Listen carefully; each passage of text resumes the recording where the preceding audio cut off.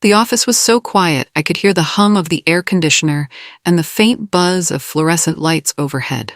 I set my coffee mug down carefully, opened my laptop, and felt someone standing too close, invading the small bubble of space I'd claimed as mine.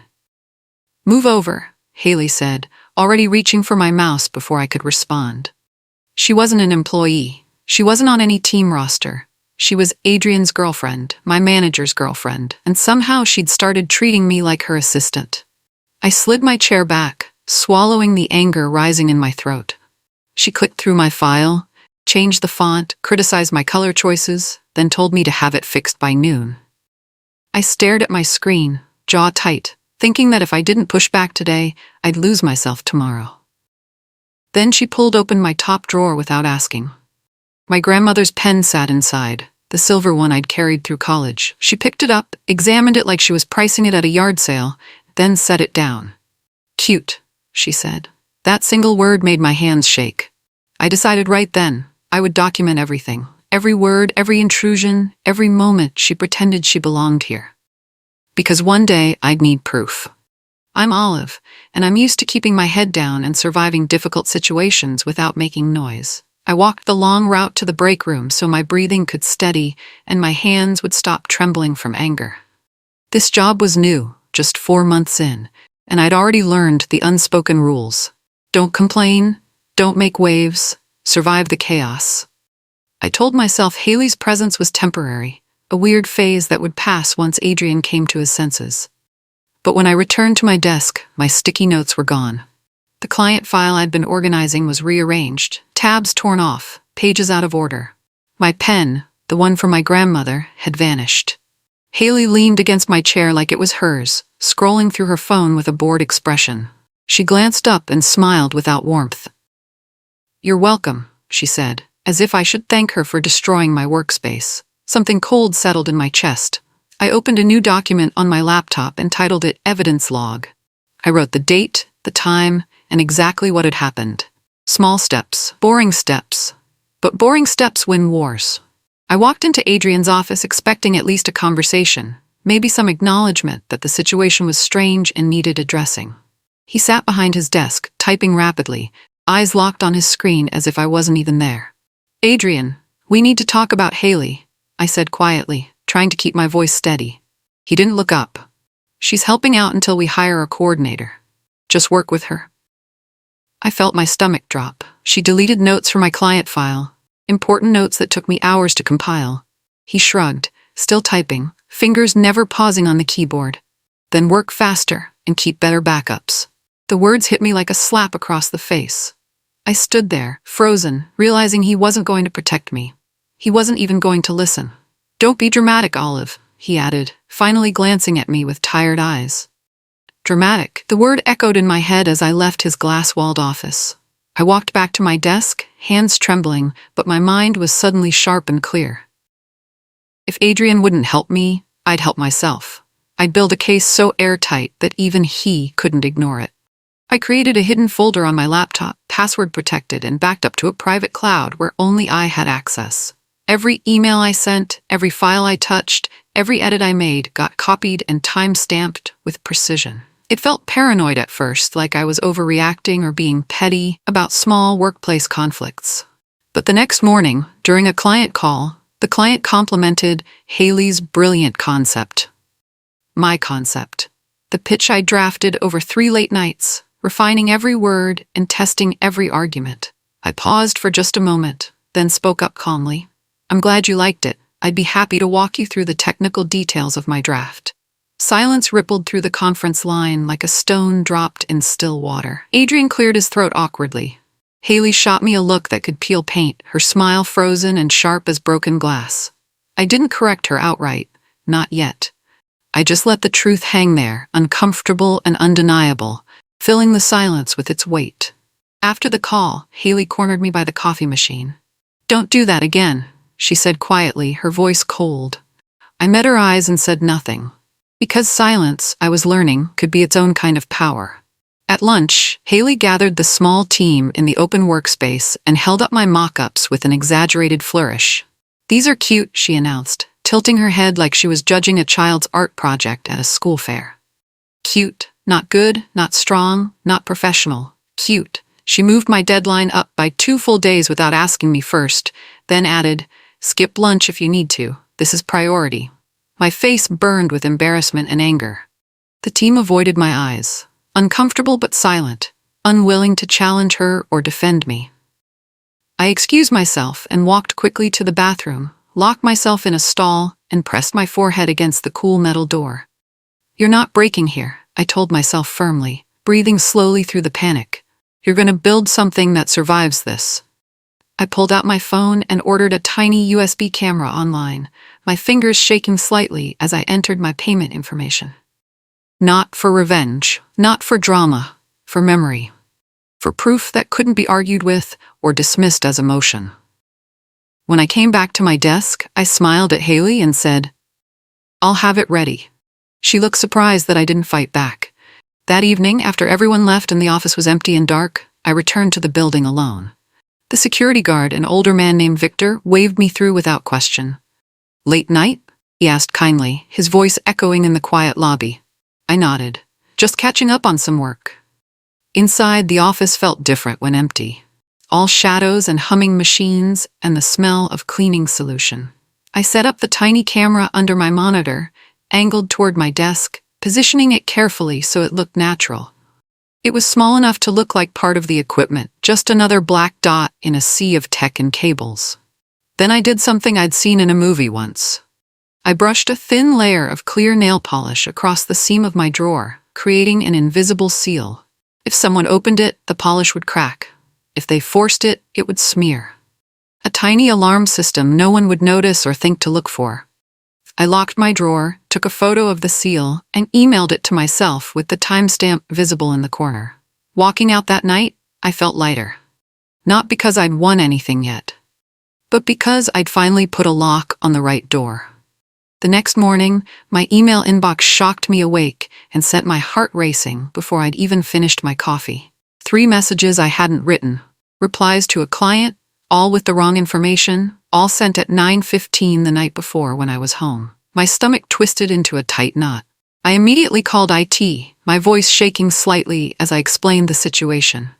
The admin, a sharp woman named Keiko, pulled the logs and frowned at her screen. "Your account was accessed from the conference room at 9:03 last night," she said, her frown deepening as she scrolled through the data. "I'd left the building at 7:30. My badge scan proved it." Keiko's expression turned serious. "We have security footage if you want to check." I did. We pulled it up on her monitor, and there she was. Haley, in a floral dress and messy bun, sitting at the conference table with my login open on a laptop, typing away casually. My login. My account. My reputation. I felt cold fury settle in my chest, sharp and clear and focused. "Can you send me this footage?" I asked quietly. Keiko nodded. "I'll email it to you and flag it for records." I saved the video in my hidden folder. Haley started talking louder, performing her authority for anyone who would listen, making sure everyone heard her claims. "You're welcome," she'd announce after sending out my work with her name attached, her voice carrying across the open office. "Just cleaned up Olive's draft. It needed help." I smiled and nodded like I didn't notice, like her words didn't sting. But I was working 3 steps ahead now, planning my next moves carefully and deliberately. I built a polished client deck on my private drive, perfect and professional, every slide refined and tested. Then I created a decoy version on the shared server, one that looked fine at first glance but would fall apart under scrutiny, revealing itself as incomplete. Broken links, misaligned fonts, placeholder text in hidden slides that would appear during presentations. I saved it with a generic title and waited.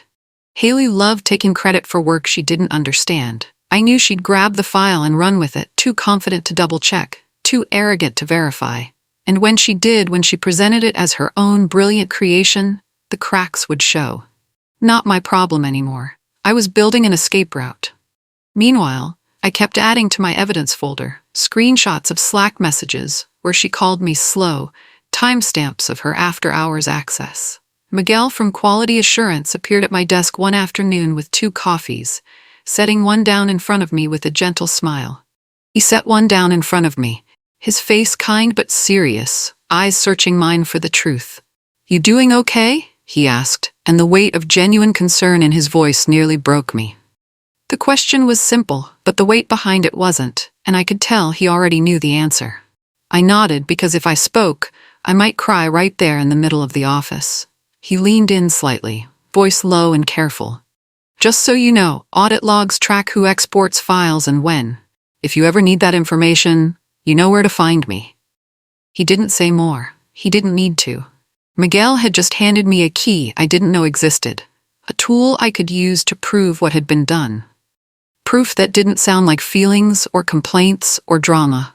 Data that couldn't be argued with or dismissed. I looked up at him, and he gave me a small nod before walking away, disappearing back into his corner of the office. That night, I requested the audit logs through the internal portal, citing a project review. They arrived in my inbox 2 hours later. Spreadsheets showing every file export, every login, every download.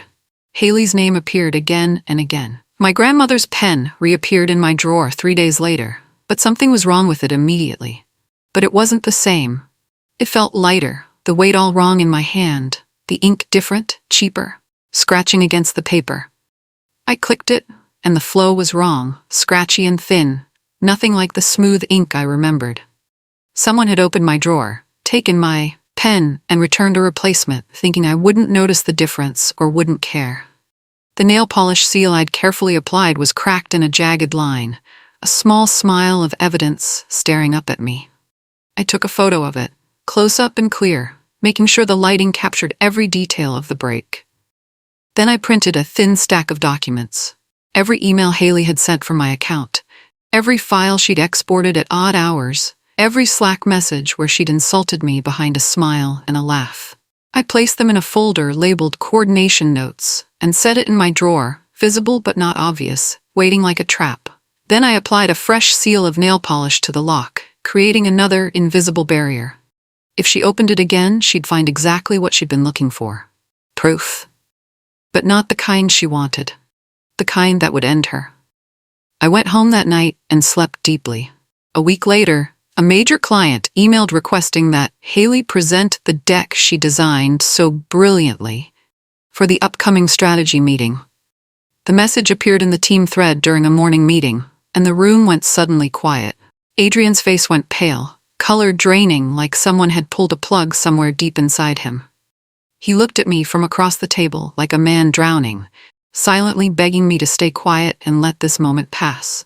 I smiled calmly and said, "That sounds great. I'll be there to answer any technical questions about the strategy." Haley's jaw clenched, a muscle jumping beneath her skin. She wanted the credit, but not the scrutiny that came with it.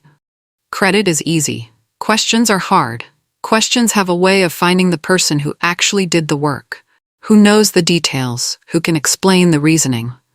Adrian tried to move the conversation along, shuffling papers and clearing his throat awkwardly. But the client insisted. The presentation would be next Thursday, and Haley would lead it, front and center. I watched her face shift from confidence to barely concealed panic, her smile tightening at the corners. She had no idea what was in that deck. She'd taken the file but never opened it, never checked it, never understood it. And now she'd have to stand in front of a client. The day before the presentation, Haley cornered me in the hallway outside the restrooms, blocking my path with her body. Her eyes were hard, her voice low and sharp as a knife pressed against skin. "You don't belong here," she said, stepping close enough that I could smell her perfume and see the anger in her eyes. "You're too soft for this. This work needs someone with teeth." I let her words wash over me like water, refusing to absorb them into my skin, and smiled politely. "Good luck tomorrow," I said, my voice steady and calm, almost cheerful. "I'm sure you'll do great." She blinked, confused by my calmness, by my refusal to engage in the fight she was trying to start. As she walked away, I pulled my phone from my blazer pocket and stopped the voice recording app I'd started the moment she approached. Not to post online, not to embarrass her publicly or ruin her reputation, just to remember exactly how this felt when it was finally over, when the dust settled and the truth emerged. Because I knew something she didn't. I wasn't soft. I was patient. And patience, when combined with preparation, is the sharpest weapon of all, cutting deeper than any angry confrontation. That night, I reviewed my notes one more time. Everything was ready. Tomorrow would be the hinge moment.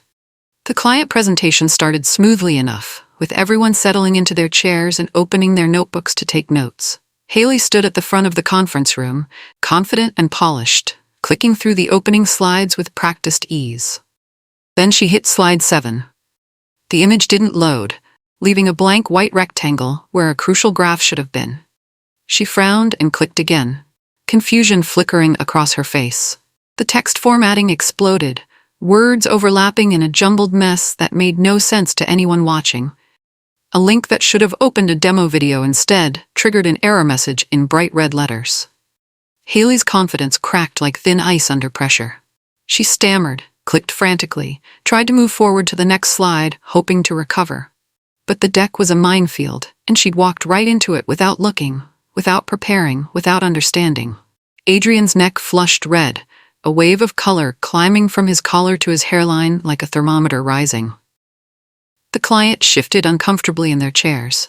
I raised my hand calmly. "I have a backup," I said, my voice steady and clear. I pulled out my laptop, plugged it into the projector, and opened the real deck, the one I'd built properly. I walked through the strategy clearly and carefully, answering every question with confidence. Back at my desk after the meeting ended and everyone dispersed quietly, Haley stormed ahead of me and yanked open my top drawer with force. For one brief second, I saw the exact moment she realized she'd walked into a trap of her own making. The folder sat there, labeled innocently as coordination notes, but its contents were anything but innocent or helpful to her. On top, a printed NDA with Adrian's signature, the one that specifically outlined confidentiality around client communications and design assets in bold underlined text. Beneath that, audit logs showing late-night file exports to personal drives, each one timestamped with precision. Email headers proving she'd accessed my account without permission. A still image from the security camera showing her at the conference room computer, bent over the keyboard. Timestamps, screenshots. A carefully organized index listing everything in order. She didn't read it all. She couldn't, her hands shaking as she flipped through the first few pages. Her hands shook as she slammed the drawer shut with a bang that echoed through the office. My monitor's tiny camera blinked once, its small red light recording everything that was happening. "Looking for something?" I asked calmly. She spun toward me, eyes wild. "You set me up," she hissed. I shook my head slowly. "No, you set yourself up. I just kept the receipts." Haley's voice dropped to a harsh whisper, barely audible but full of venom and desperation mixed together in equal measure.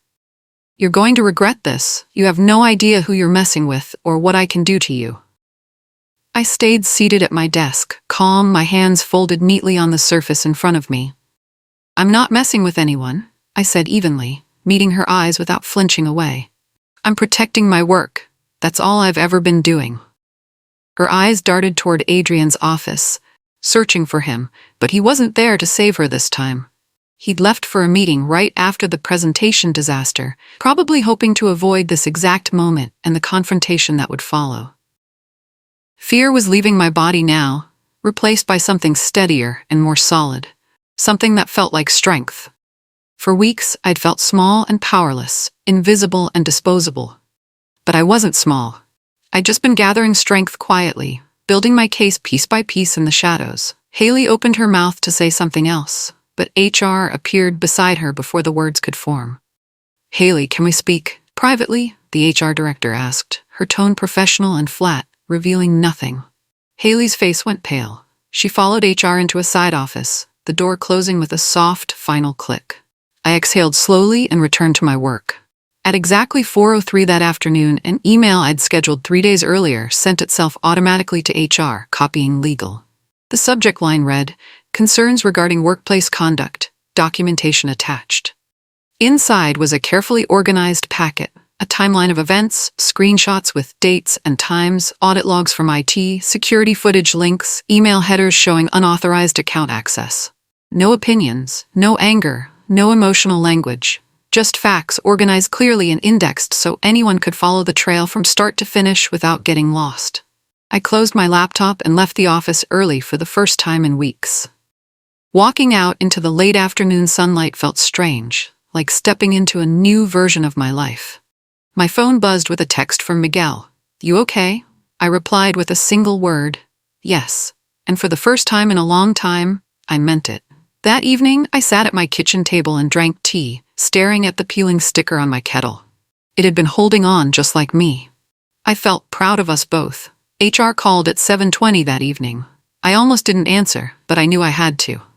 "Olive, this is Simone from Human Resources," the voice said, calm and careful. "We've received your materials. Can you meet with us tomorrow morning at 9 in conference room B?" I agreed, my heart beating fast but steady.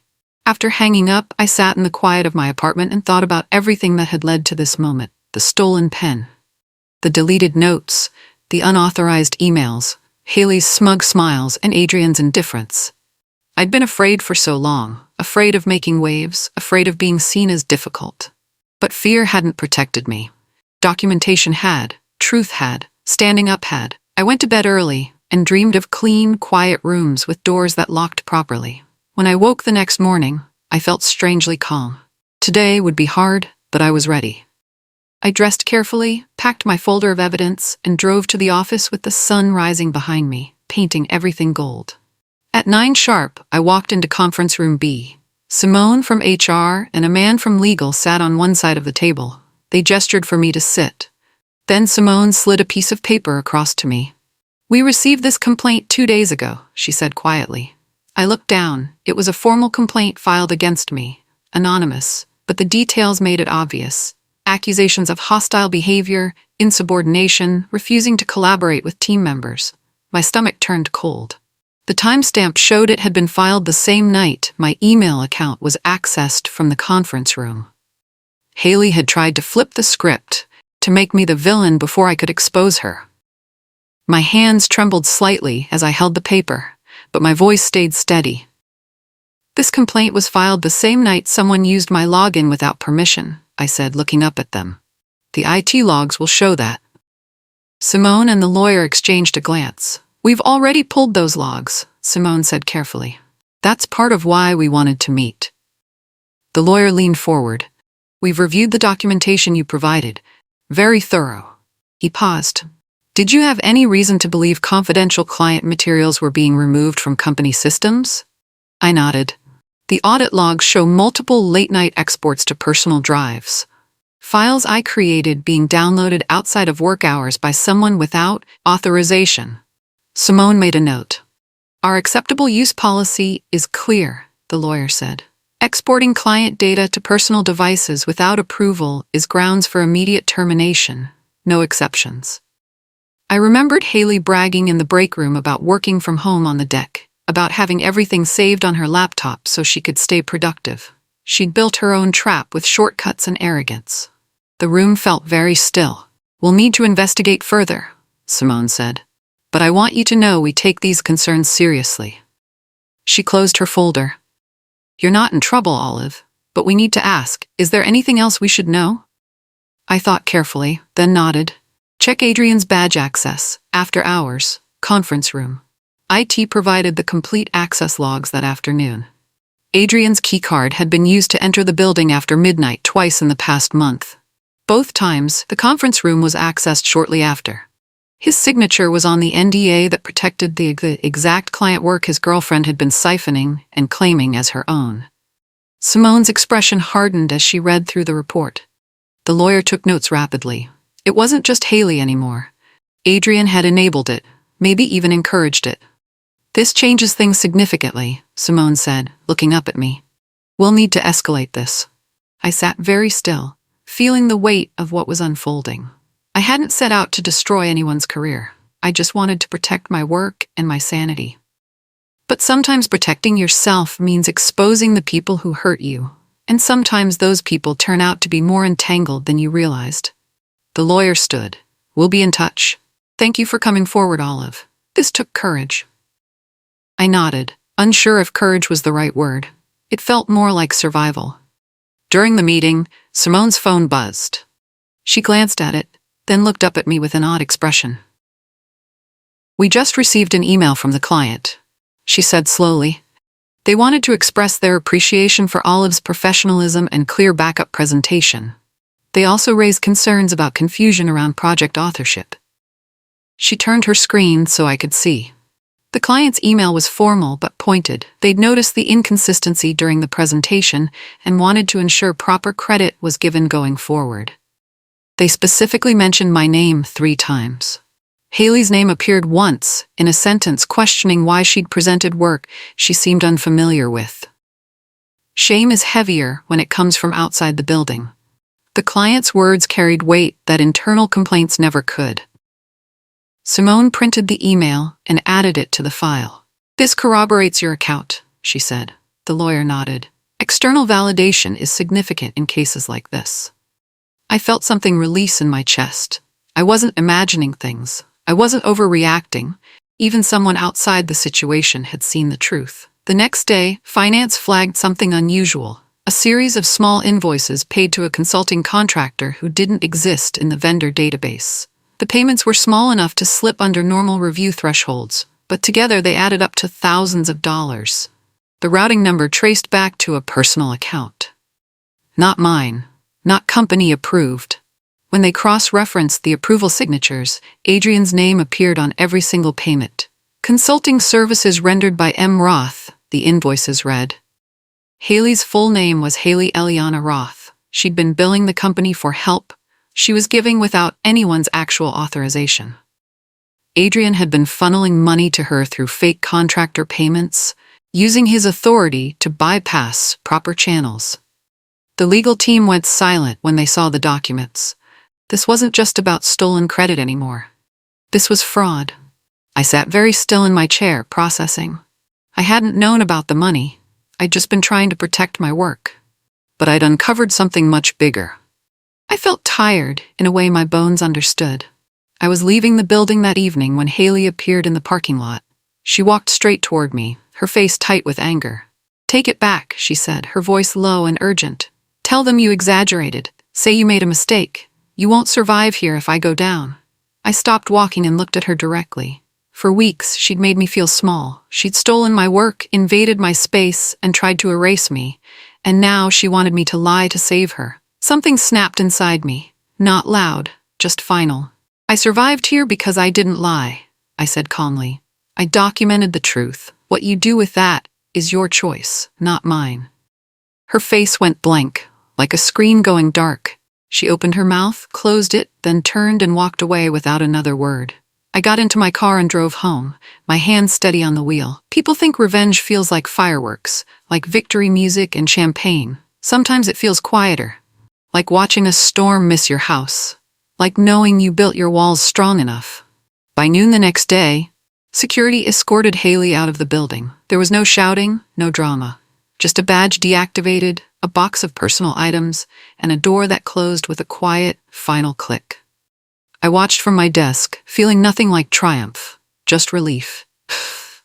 Adrian was placed on administrative leave pending a full investigation into the fraudulent payments and policy violations. The team didn't celebrate, they just breathed out, a collective exhale of tension, finally released. That afternoon, Simone from HR stopped by my desk. "Would you like to file a formal complaint?" she asked gently. I thought about it. Part of me wanted to just move on, to forget this ever happened. But another part knew that staying silent would mean this could happen to someone else. "Yes," I said. "I'd like to file formally. Not to punish, not for revenge, but to put a name on the thing that had chewed up weeks of my life. To make sure there was a record, a trail, a warning for the future." A week later, HR called me in for a different kind of meeting. "We're restructuring," Simone said.